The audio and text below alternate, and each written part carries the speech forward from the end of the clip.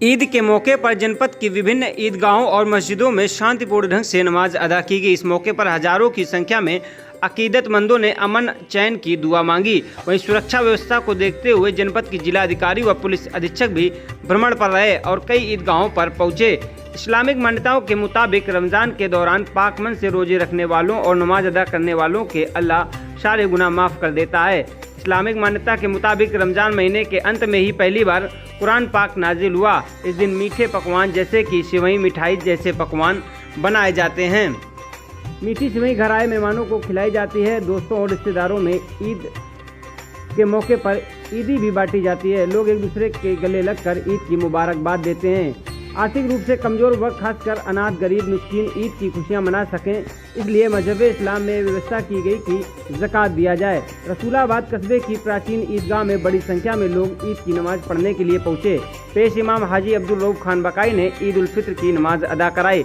इसके बाद एक दूसरे को गले लगाकर सभी ने मुबारकबाद दी। ईद की नमाज भी किस तरह से ईद की नमाज अदा की गई और पूरा इस त्यौहार का मायना क्या है, क्या मतलब है, क्यों मनाते हैं? असल में ये जो पिछला महीना गुजर गया रमज़ान शरीफ का, ये अल्लाह ताला ने बहुत ही बाबरकत महीना सबको अता फरमाया दुनिया वालों को।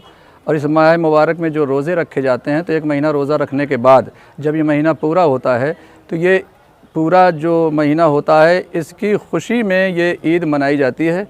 और अल्लाह ताला इस माह मुबारक के बाद मोमिनों को तमाम लोगों के गुनाहों को माफ़ कर देता है, मग़फ़िरत करता है।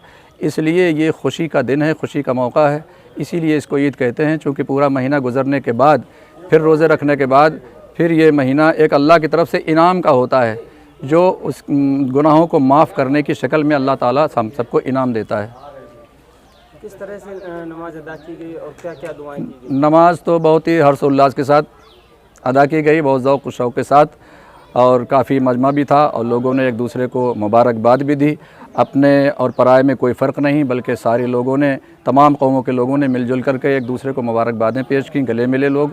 और ख़ुसूसियत के साथ ईद के मौके पर ईद में जो दुआ की जाती है उसमें ये दुआएं की गई कि रब तबारक व तआला हमें हमारे मुल्क के तमाम लोगों को आपस में इखलाक़ और मोहब्बत से ज़िंदगी गुजारने की तौफ़ीक़ अता फ़रमाए और हमारे शहर में, हमारे कस्बे में, हमारे मुल्क में, पूरे देश में अमन व अमान अता फ़रमाए। देश के या देश में अमन व अमान के जो दुश्मन हैं उनको नेस्त व नाबूद करके हम लोगों में एक इखलाक़ और मोहब्बत आपस में पैदा फ़रमा दे। ये दुआएं की गई। मुस्लिम समुदाय के लोगों को क्या संदेश देना चाहेंगे, क्या उनको बताना चाहिए? हम तो एक समुदाय क्या बल्कि सारी दुनिया की तमाम कौमों के लोगों को ये पैगाम देना चाहेंगे कि मेरे भाई, हम ये और बात है कि मज़हबी मामलात में हम अनेक हैं या अपने अपने तौर से हम मज़हब का अपना पालन करते हैं, लेकिन हम सब हिंदुस्तानी हैं, हम सब एक हैं और एक मुल्क में रह कर के हम सब एक दूसरे के काम आते हैं और हमें काम आना चाहिए। तो नमाज़ों को कबूल फरमा मौला, अपने प्यारे हबीब सल्लल्लाहु अलैहि वसल्लम सबको दुफ़ैल से मौला हम सबको नमाजी बना, मस्जिदें आबाद करने की तौफ़ीक़ अता फरमा। या अल्लाह हम सब की इज़्ज़त, आबरू और ईमान की हिफाज़त फरमा। मौला हम सब के तमाम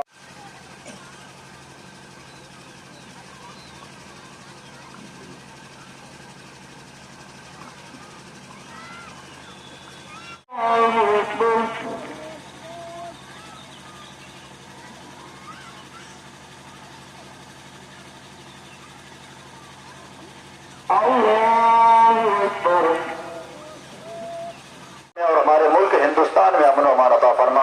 मौला इस मुल्क हिंदुस्तान के अंदर जो मुल्क के दुश्मन अनासिर मौला उनको नेस्त नाबूद फरमा और सारे पूरे हिंदुस्तान के मौला उन दीवारों को ख़त्म फरमा दे, नफरतों को ख़त्म फरमा दे और हम सब के दिल में एक दूसरे की मोहब्बतें पैदा फरमा। मौला अपने प्यारे हबीब सल्लल्लाहु अलैहि वसल्लम सब के दुफ़ैल से